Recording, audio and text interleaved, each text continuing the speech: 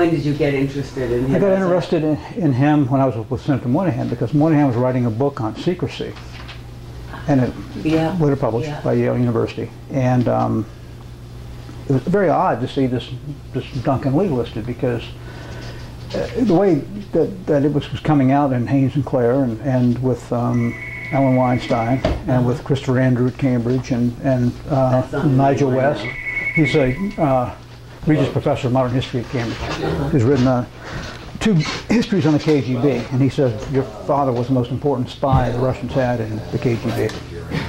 And so anyway, you've got Nigel West, who's a British intelligence scholar, and you've got another guy named Romerstein, who also says Duncan was a spy. So I thought to myself, this is very interesting, because I've never, one, heard of Duncan Lee, and there was a two, though, I mean, I can't think of many Southerners, ironically, who've been, you think of the South as being a very patriotic part of the country. And I thought to myself, and also being a graduate of Washington and Lee, I thought to myself, and he was a Rhodes Scholar, so I thought I would begin to look into him just a little bit, because some of it just didn't make a lot of sense to me. So so that was like what, mid-90s? That would have been probably 98. 98. Yeah. So for quite a long time. We heard about you from Bruce, I think. Yeah. Was that in 98? Right. When we first heard about it? 99 is when I sent those Freedom of Information Act requests in, I think, wasn't it? Yeah, but I think I had some connection, some contact with you. You probably did. What I was trying to do was to get a hold of the Elizabeth Bentley memoir that your dad wrote. So that was it. That was one of the great puzzles. I mean, what was in that thing? Yeah. And so, do you think, are you aiming towards a book? I am. I am. So it started as a paper and it became a book? It started as just kind of an interest, and it really wasn't clear what it was going to be. But the more I read, the more I saw this is a very complicated story. I mean, extraordinarily complex. It cuts across, I think, probably the most contentious period of American history. I mean, the 40s and the 50s. And it's still contentious. I mean, some of it is like the roots of things that are happening now. Correct. Because the people have opinions of players. Yeah. And I do a lot of work with the FBI. I'm former CIA myself, and so it's interesting to me. Again, the war between the two, when the agency was just starting up, the effort to discredit Donovan. I mean, Hoover had a great hatred for Wild Bill Donovan. Anybody in the OSS who was remotely they could embarrass, they would.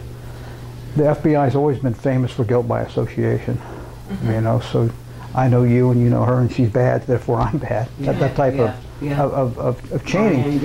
And the more I read the books that are out there that mention Duncan, the more the story, I thought to myself, I've been in this business for a long time myself, and it's not that damned easy just to point to somebody and say that they're the greatest spy in OSS or whatever else. I mean, it's such a complicated thing, this.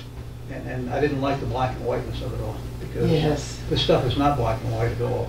It's very murky. I mean, your father was very complicated. It seems very complicated. And he wasn't alone. I mean, one has to put him in his proper historical context of the time, and that's not been done either. And then, most interestingly, is his post-Bentley career, when he's basically, without Duncan Lee, there would be no Air America, which was the CIA's CAT was the predecessor. Yeah, and it was bought in 1950 by the agency. So I didn't know that connection at all. So what's interesting about that is, well, many things interesting about it, but sitting at the council table with him is Wild Bill Donovan, in London, and you ask yourself, I mean, what did Donovan and these people know about Duncan's? I mean, they obviously had heard the accusations, and if you look into the files, I mean, they did more than know about it. I mean, they discussed it. They came right. And would you have a hardcore communist sitting with you at the council table trying to save the nationalist airlines? The answer is probably not. So again, this is pieces don't add up. Pieces don't add up. Now, what could have happened? And again, what I've got to do is we've got to get our hands on this 1,700 pages to see exactly what the FBI had on him.